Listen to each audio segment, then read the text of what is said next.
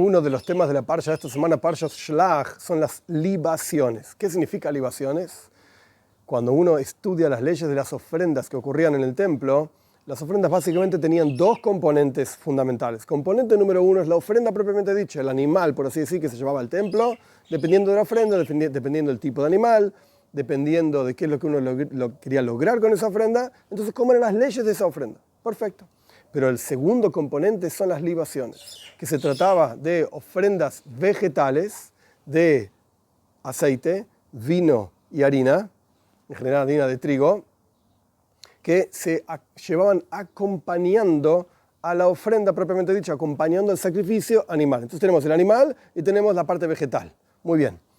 En Parshas, el comienzo del tercer libro de la Torá, Parshas Va'ikra, Tzav, Shmini, se definen las partes animales de cada ofrenda. Y en la parsha de esta semana, Parshat Shlach, se define la parte vegetal de cada ofrenda. Y tenemos que entender por qué esta separación y qué representa en el servicio de Dios de cada uno de nosotros estas dos partes de una ofrenda. Para entender esto hay una frase famosa del Talmud. El Talmud dice algo muy interesante, que una persona que recita el Shema Israel, es una plegaria, está en Parshas Va'eschanan, no es una plegaria, en realidad es una frase en Parshas Va'eschanan en la Torá, que representa el grito monoteísta por excelencia, por así decir. Escucha Israel, Dios nuestro Señor, Dios es uno. Toda persona que recita el Shema Israel, dice el Talmud, y no tiene colocado sus tefilín, que significa filacterias, esto se refiere solamente al pueblo de Israel, que son los que tienen que usar las filacterias, el resto de las naciones no las tienen que usar, pero sea como fuere, el Talmud dice, toda persona judía que recita el Shema y no tiene las filacterias puestas, es como una persona que trae una ofrenda, o sea, el animalito de la ofrenda, y no trajo las libaciones adecuadas. Significa que aquí tenemos dos asuntos en el servicio a Dios, la lectura del Shema y colocarse tefilín, las filacterias, que están comparados con otros dos asuntos que son los que estamos tratando de entender. El sacrificio animal y por el otro lado la libación. El sacrificio animal es comparado con la lectura del Shema y la libación es comparado con los tefilín. Entonces, si nosotros entendemos qué significa la lectura del Shema, qué representa, cuál es el contenido conceptual de esto, y por el otro lado entendemos cuál es el contenido conceptual de los tefilín, pues entonces lo trasladamos a poder entender qué significa la diferencia entre el sacrificio animal y la libación vegetal. Muy bien, entonces vamos a cambiar el enfoque de la cuestión y vamos a qué significa el Shema y qué significan los tefilín. En general, la lectura del Shema representa la aceptación total del yugo del cielo, en donde la persona deja por completo de lado sus propios intereses, está totalmente en otro universo y se entrega totalmente a Dios. Por así decir, de abajo para arriba, la persona dice, no, ya, me voy, no quiero estar en este mundo, no me interesa nada de este universo, no me interesa ni la comida, ni la bebida, etcétera, etcétera. Lo único que quiero es salirme de acá y conectarme con Dios, estar unido a Dios. Esto es el concepto general del Shema. Por el otro lado, el concepto general de tefilín, de las filacterias, la palabra tefilín misma proviene de la palabra tefila. Tefila significa conexión, es una conexión con Dios. Es decir, que nosotros, siendo lo que nosotros somos, sin salirnos de nosotros mismos, sin irnos de este mundo y transformándonos en algo espiritual, sino todo lo contrario, estando aquí abajo, cumplimos los preceptos de Dios, porque los tefilín en el Talmud están comparados con todos los otros preceptos de Dios, y lo que hacemos es proyectar a Dios aquí abajo.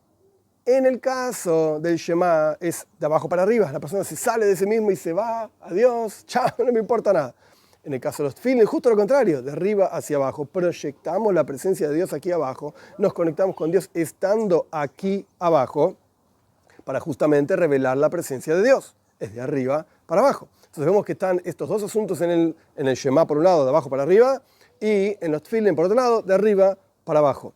A través de estas dos cuestiones vamos a entender la diferencia que hay entre una ofrenda animal y las libaciones.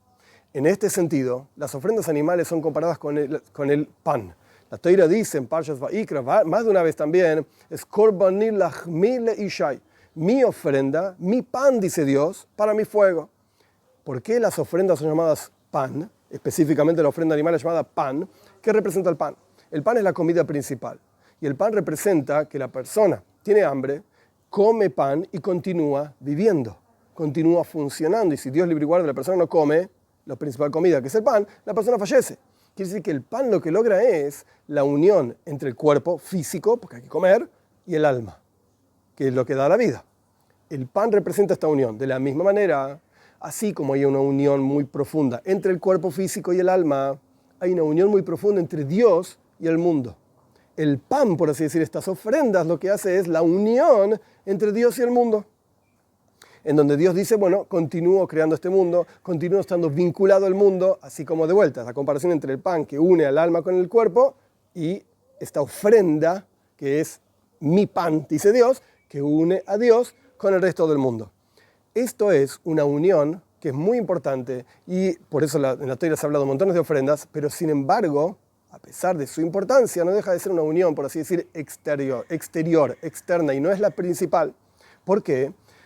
Porque al fin y al cabo, cuando una persona se eleva hacia Dios, como la ofrenda que se eleva hacia Dios y quiere estar conectada con Él, y quiere salirse de este mundo, etcétera, etcétera, existe una especie de, un poco de egoísmo.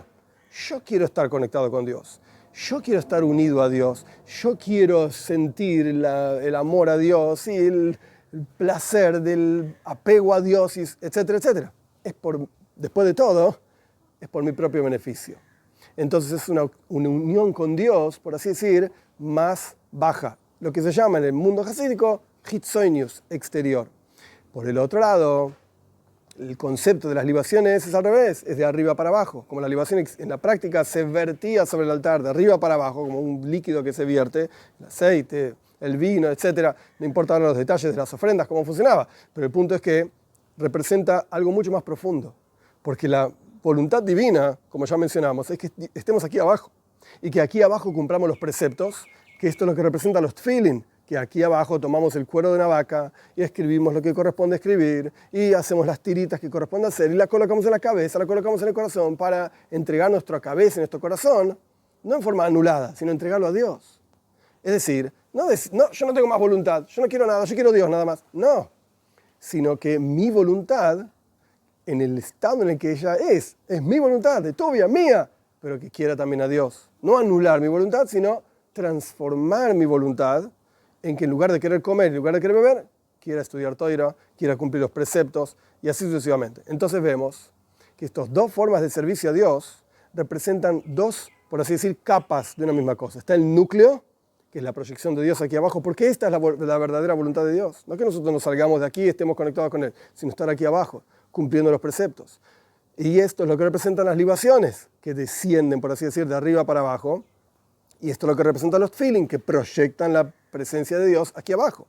Y por otro lado, algo exterior, que esto es lo que representa la ofrenda, es el salirse de abajo para arriba, yo me acerco a Dios, me voy de este mundo, etc. Que esto es lo que representa la lectura del Shema.